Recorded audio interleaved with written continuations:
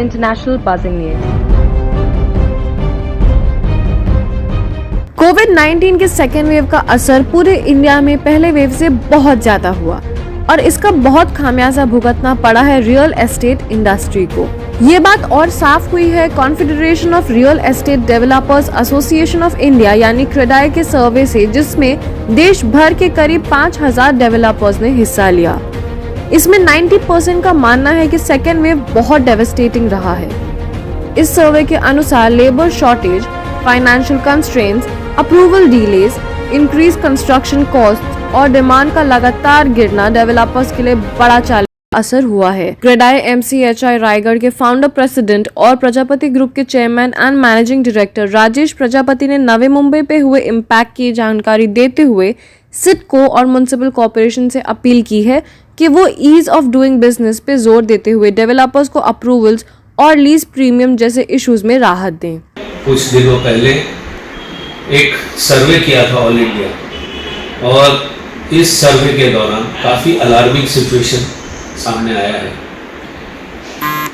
एमसीएचआई Raigarh, एमसीएचआई Navi Mumbai, CREDAI BNN, ये सभी भी उस क्रेडाई के ही हिस्सा हैं और हम सभी लोगों ने भी क्रेडाई के उस फॉर्म को भरा है, रिस्पॉन्स किया है।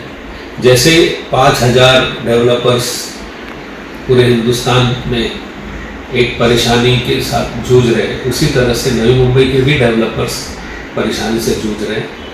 85% डेवलपर्स ये मान रहे हैं कि उनके साइट पे आधे से भी कम लेबर रह चुकी है। आज परिस्थिति ये है कि सिडको और पीएमसी सभी जगहों पे हमारे अप्रूवल्स रुके हुए हैं। नया यूनिफॉर्म डीसीआर आया है मगर अप्रूवल्स अभी भी काफ़ी पेंडिंग हैं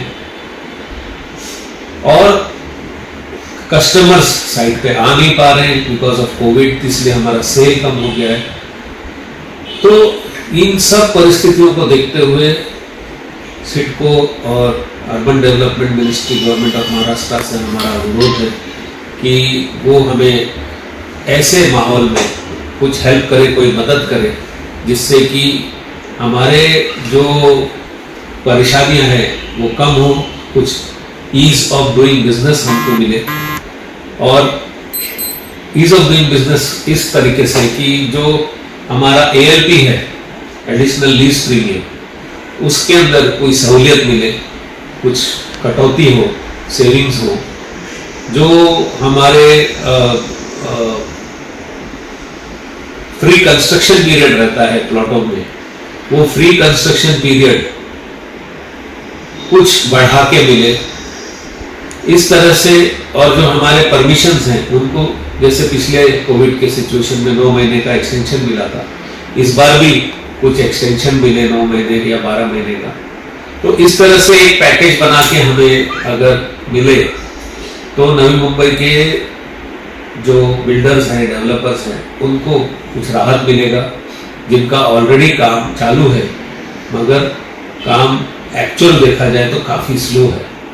तो मेरा सिडको और गवर्नमेंट से अनुरोध है कि डेवलपर्स के लिए कोई पैकेज इस तरीके का निकालें ताकि हम इस कोविड सिचुएशन के सेकेंड वेव को सरवाइव कर जाएं। धन्यवाद। रियल एस्टेट इंडस्ट्री और इकोनॉमी एक दूसरे से जुड़े हैं और इसीलिए जरूरी है कि इस इंडस्ट्री को सपोर्ट जल्द से जल्द मिले, जिससे सभी स्टेक होल्डर्स का फायदा हो।